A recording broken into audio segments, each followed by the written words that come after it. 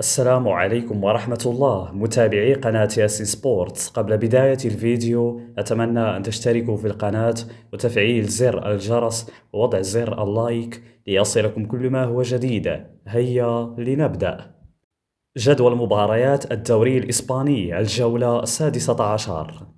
مباريات يوم الجمعة 12 ديسمبر 2025.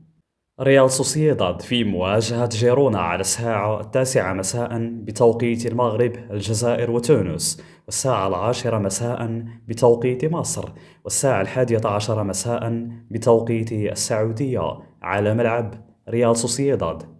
مباريات يوم السبت 13 ديسمبر 2025.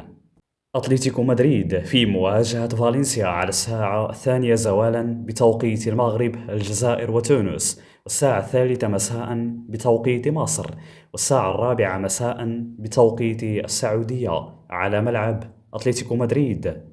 مايوركا في مواجهة إلتشي على الساعة 4:15 بتوقيت المغرب الجزائر وتونس، والساعة 5:15 بتوقيت مصر، والساعة 6:15 بتوقيت السعودية على ملعب مايوركا. برشلونة في مواجهة أوساسونا على الساعة 6:30 بتوقيت المغرب الجزائر وتونس، والساعة 7:30 بتوقيت مصر، والساعة 8:30 بتوقيت السعودية على ملعب برشلونة. ختافي في مواجهة إسبانيول على الساعة 9 مساء بتوقيت المغرب الجزائر وتونس، والساعة 10 مساء بتوقيت مصر، والساعة 11 مساء بتوقيت السعودية على ملعب ختافي. مباريات يوم الأحد 14 ديسمبر 2025.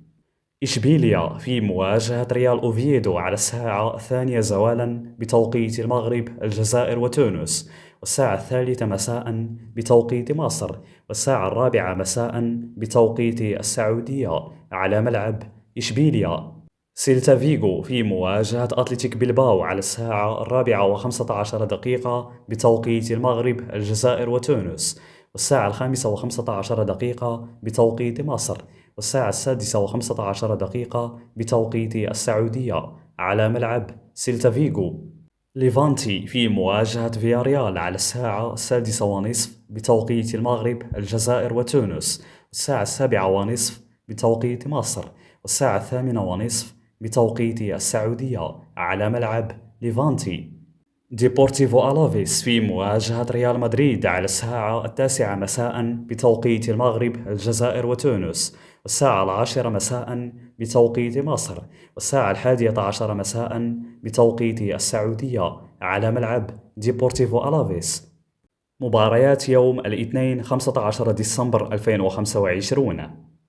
رايو فايكانو في مواجهة ريال بيتيس على الساعة 9 مساء بتوقيت المغرب الجزائر وتونس، والساعة 10 مساء بتوقيت مصر، والساعة 11 مساء بتوقيت السعودية على ملعب رايو فايكانو.